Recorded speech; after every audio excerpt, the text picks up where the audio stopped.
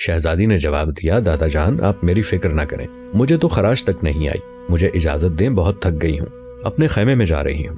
الجائی خاتون اپنی کنیزوں اور غلاموں کو لے کر اپنے خیمے کی طرف چل پڑی۔ اس نے قزغن کے جواب کا بھی انتظار نہ کیا، مزید گفتگو کے لیے وہ غلام سردار کو وہیں چھوڑ گئی تھی۔ قزغن کچھ سوچتا سفید نمدے کی مسند کے پاس گیا اور ٹیک لگا کر بیٹھ گیا۔ غلام سردار اس کے سامنے دست بستہ کھڑا تھا۔ قزغن نے پوچھا، شہزادی حملہ آوروں سے لڑنے گئی تھی؟ جی ہاں والی سمرقند، غلام سردار فخریہ انداز میں بولا۔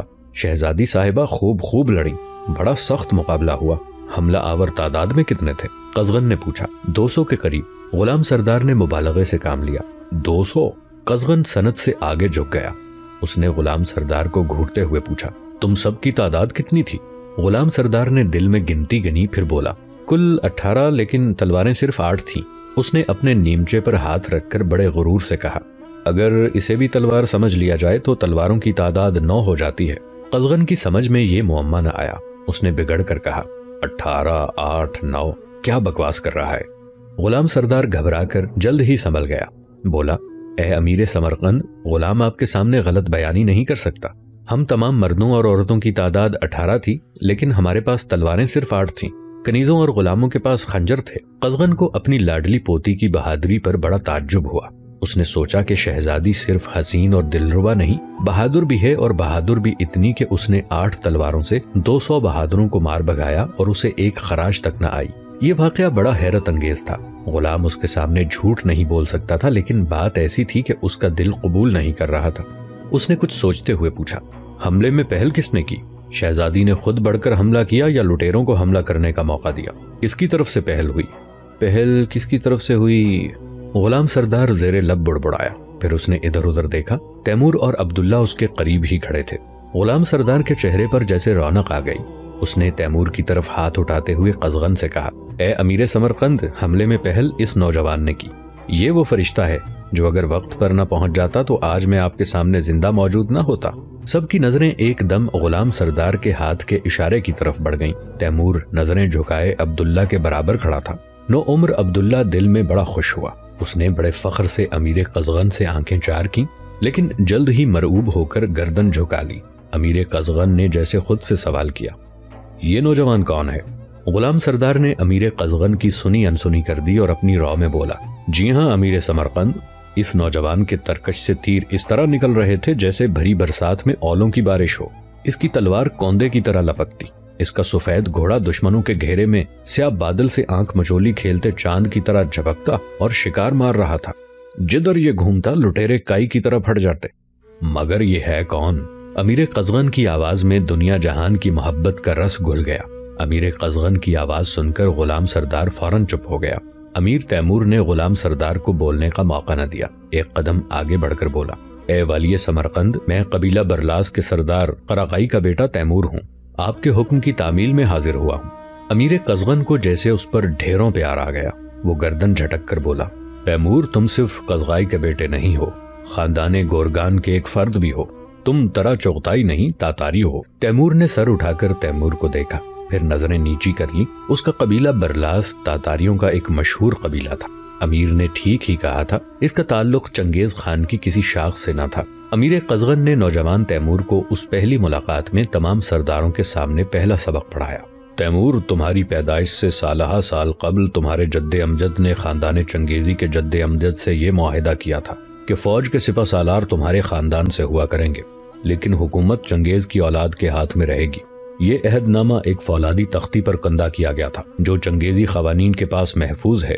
یہ بات تمہارے باپ قراغائی نے مجھے بتائی تھی اور یہی سچ بھی ہے۔ تیمور کو ان باتوں کا پہلے سے ہی علم تھا۔ تیمور کا باپ سرداری چھوڑ کر گوشہ نشین ہو گیا تھا اور اپنی زندگی یاد اللہ میں بسر کر رہا تھا، لیکن اس نے تیمور کو تاتاریوں اور منگولوں کی پوری تاریخ سے آگاہ کر کے اسے اپنی زندگی کی راہیں خود متعین کرنے کا مشورہ دیا تھا۔ بہادروں کے جتھے کے جو لوگ شہزادی کی مدد کے لیے بھیجے گئے تھے وہ تو اپنے خیموں میں پہلے ہی پہنچ گئے تھے، لیکن امیر قزغن کے پاس اس وقت چند بہادر دوسروں سے ذرا الگ اپنا جتھا بنائے بیٹھے تھے۔ انہیں امیر قزغن کی تیمور پر اتنی زیادہ مہربانی بڑی شاق گزری، لیکن وہ خاموش رہے۔ پتہ نہیں تیمور کی اس مہم کا تاثر تھا یا امیر قزغن کی دور رس نظروں نے تیمور کے بشرے سے اس کے روشن مستقبل کا پتہ لگا لیا تھا کہ وہ پہلی ہی ملاقات میں اس کا والا و شیدا ہو گیا تھا۔ امیر قزغن نے اسی محفل میں ایک اور اعلان کر کے لوگوں کو حیرت میں ڈال دیا۔ اس نے کہا، ہم قبیلہ برلاس کے سردار قزغائی کے بیٹے تیمور کو اپنے بہادروں کے جتھے میں شامل کرنے کا اعلان کرتے ہیں۔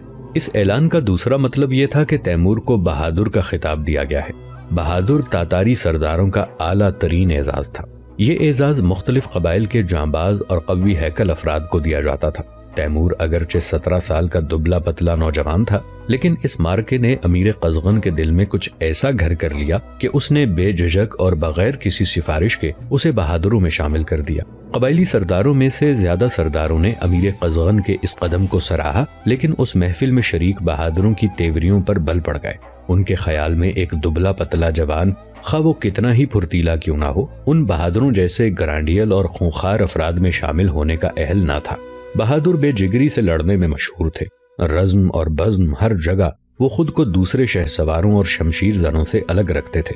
وہ میدان جنگ کی طرف جاتے اتنے ہی خوش ہوتے جس طرح وہ ضیافت کی محفل میں شریک ہونے جاتے تھے۔ تیمور کو بہادر کا خطاب ملا تو اس کے خانہ زاد عبداللہ نے تیمور کے کان کے پاس منہ لے جا کر اسے مبارکباد دی۔ تیمور نے بھی اس کے کان میں کہا کہ عبداللہ، بخدا میں جانتا تھا کہ مجھے یہ اعزاز ملے گا۔ عبداللہ حیرت سے تیمور کا منہ دیکھ کر رہ گیا۔ اس وقت گفتگو کا موقع نہ تھا، دونوں خاموش ہو گئے۔ امیر قزغن کا فرشی دربار برخاست ہوا۔ تیمور کو بہادروں کے خیموں کی قطار میں ایک خیمہ دیا گیا۔ تیمور بڑی تمکنت سے اپنے خیمے کی طرف جا رہا تھا۔ عبداللہ خاموش خاموش کچھ سوچتا ہوا اس کے پیچھے پیچھے چل رہا تھا۔ بہادروں کے گروہ جگہ جگہ خیموں کے سامنے 10-10 5-5 کی ٹولیوں میں بیٹھے تھے۔ تیمور کی طرف کوئی بھی متوجہ نہ ہوا۔ تیمور نے بھی ان کی پرواہ نہ کی اور سیدھا اپنے خیمے میں پہنچ گیا۔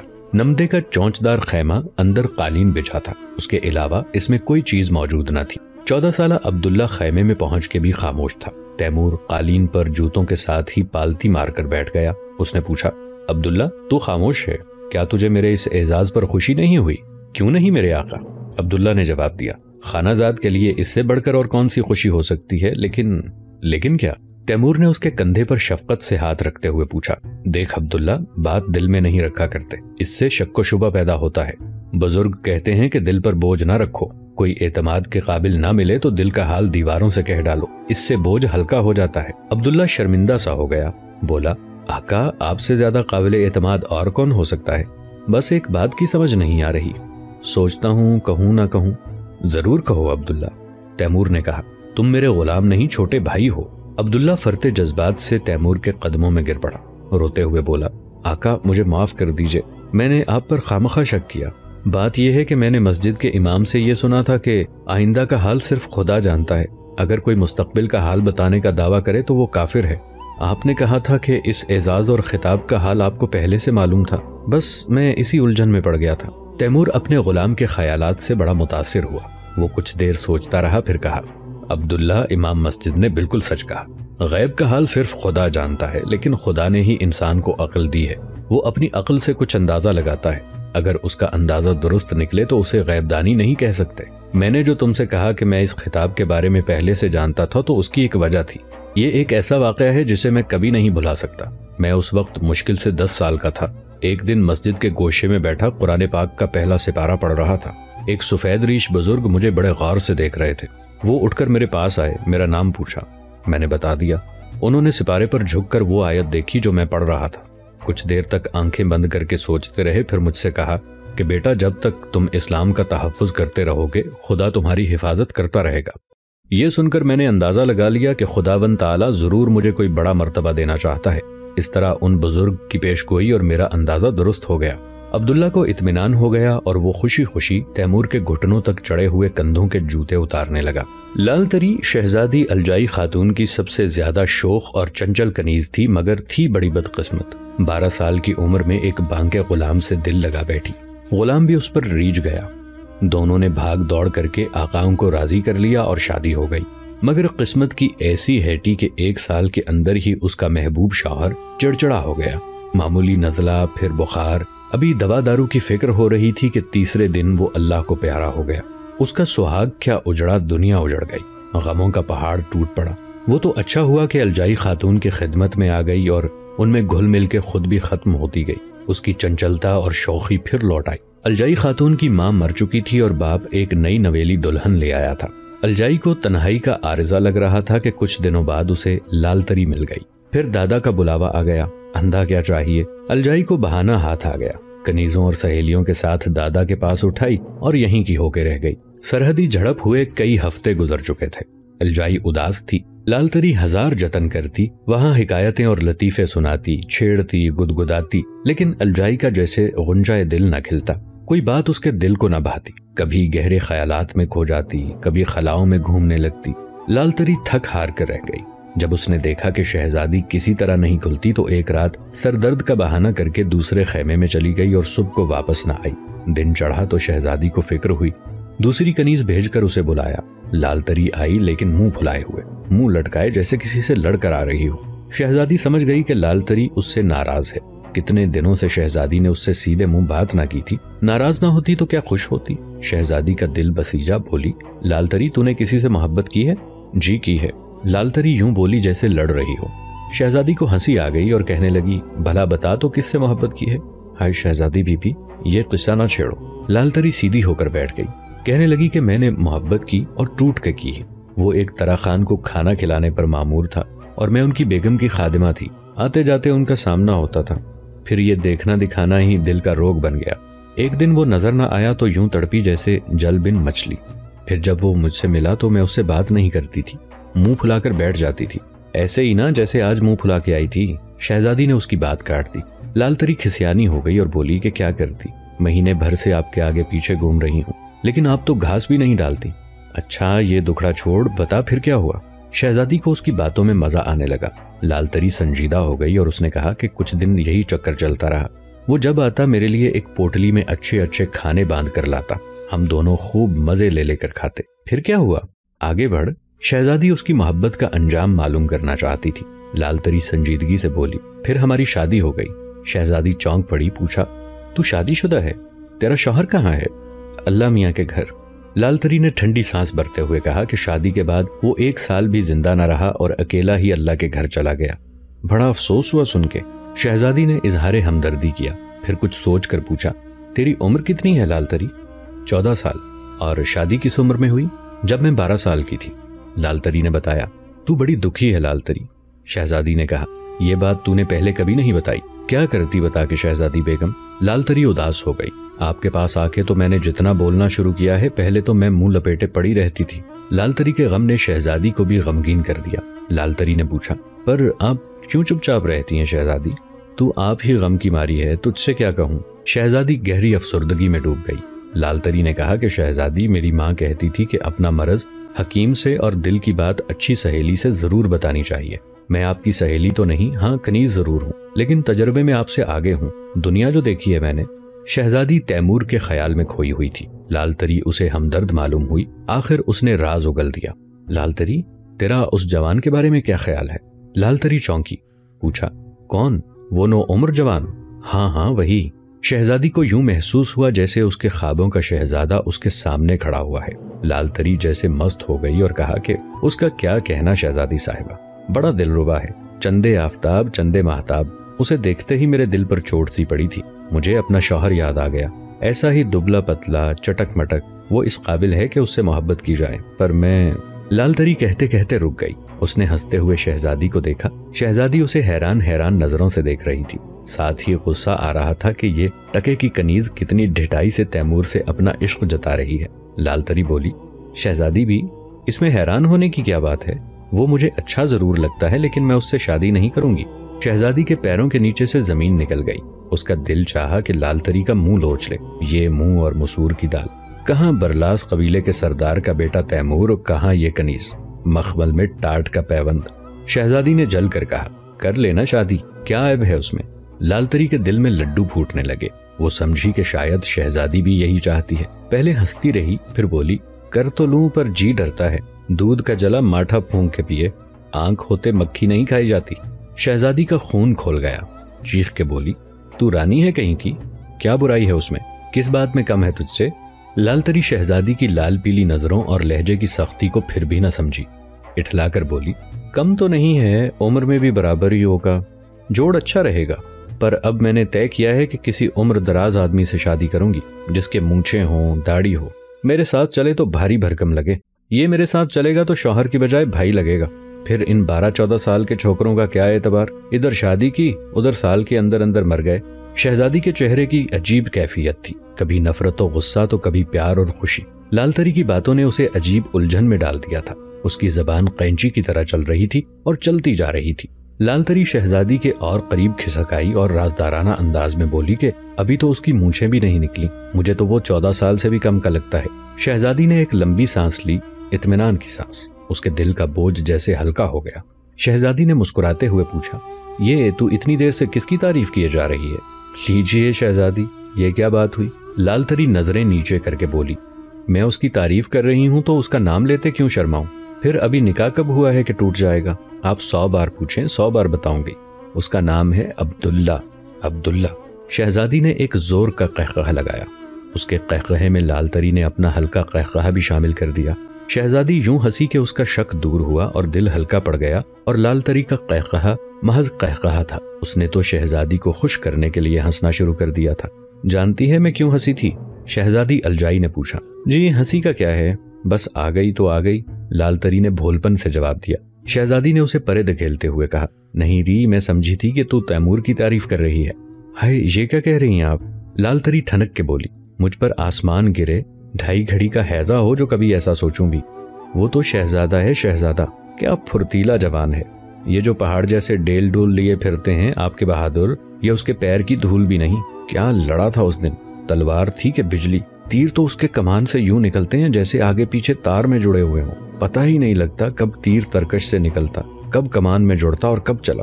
ایک تانتا باندھ دیا تھا اس نے، جیسے ساون چھم چھم برستا ہے، تیر یوں ہی برسائے تھے اس نے، میں تو کہتی ہوں۔ لال تری پھر شہزادی کے قریب سرک آئی اور بولی، میں تو کہوں بس آپ کا جوڑ ہے، پورا پورا جوڑ اللہ نے بنا کے آسمان سے اتارا ہے۔ شہزادی کا انگ انگ جھوم اٹھا، کہنے لگی، تو تیمور تجھے بھی اچھا لگا؟ جی بی بی شہزادی۔ لال تری نے منہ پہ سورا، آپ پھر شبے میں پڑ جائیں گی، شہزادے اچھے ہیں، بہت اچھے ہیں، مگر آپ کے لیے۔ دونوں دیر تک سر جوڑے باتیں کرتی رہیں، کبھی تیمور کی تو کبھی عبداللہ کی۔ شام کو لال تری تیمور کے خیمے کے گرد منڈلا رہی تھی۔ تیمور کا خیمہ بہادروں کے خیمے کی قطار میں تھا۔ بہادر تو پھر بہادر تھے، وہ عام سپاہیوں سے بات نہ کرتے، لال تری کی طرف کیا توجہ دیتے۔ جگہ جگہ ان کی ٹولیاں بیٹھا کرتی تھی، قصے، کہانیاں، ایران توران کی لڑائیوں کی کہانیاں، چنگیز کی بربریت اور ہلاکو خان کی سفاکی کی داستانیں۔ ان کی کہانیوں میں شاید انہیں لطف آتا۔ جب کوئی کہتا کہ چنگیز خان بڑے بڑے شہ سواروں کو شکست دے کر ان کی کھوپڑیوں کے پیالے بناتا اور ان میں سفید گھوڑیوں کا دودھ پیتا تھا تو وہ خوب ہنستے اور قہقہے لگاتے۔ پتہ نہیں وہ بربریت کا مذاق اڑاتے یا انسانیت کی بے بسی کا۔ لال تری کو اس طرح مٹر گشت کرتے رات ہو گئی۔ ہر خیمے میں شمع روشن تھی، لیکن نہ وہ کسی سے بولتی نہ اسے کوئی منہ لگاتا۔ تیمور کے خیمے کے اس نے 4-5 چکر لگائے تھے۔ ایک مرتبہ عبداللہ کی نظر اس پر پڑی تھی، اسے شبہ ہوا کہ یہ شہزادی کی کنیزوں میں شامل تھی۔ عبداللہ نے باہر نکل کر اسے دیکھنا چاہا، مگر تیمور نے اسے سختی سے ڈانٹ دیا۔ یہ بہادروں کی خیمہ گاہ ہے، دریا کا کنارہ نہیں ہے۔ تیمور کی بھاری آواز خیمے میں گونجی اور عبداللہ دبک کر بیٹھ گیا۔ لال تری کو غصہ آ گیا، اس کی انا کی توہین ہوئی۔ وہ 1 گھنٹے سے گھوم رہی تھی اور کسی نے اس کی طرف توجہ نہیں کی۔ اسے کسی اور سے تو شکوہ نہ تھا، مگر عبداللہ پر تاؤ ضرور تھا، بلا وجہ کا تاؤ۔ بھلا عبداللہ اس کا کیا لگتا تھا؟ نہ کوئی رشتہ دار، نہ ناتا۔ ابھی تو ان دونوں میں بات بھی نہیں ہوئی تھی، مگر لال تری اپنے ہی طور پر اس پر اپنا حق سمجھتی تھی۔ اس نے تیمور کے خیمے کا آخری چکر لگایا، یہ سوچ کر کہ اگر اس بار بھی عبداللہ نے اسے آواز نہ دی تو وہ واپس چلی جائے گی اور پھر عبداللہ سے کبھی نہ بولے گی۔ لال تری جھپک کر خیمے کے سامنے سے نکلی، خیمے کے دروازے کے بالکل پاس سے۔ اس کا منہ دروازے کی طرف تھا، اندر کی روشنی اس کے چہرے پر پڑی تو عبداللہ تڑپ اٹھا۔ وہ چپکے سے اٹھا، کدھر چلا؟ تیمور کی بھاری آواز پھر ابری۔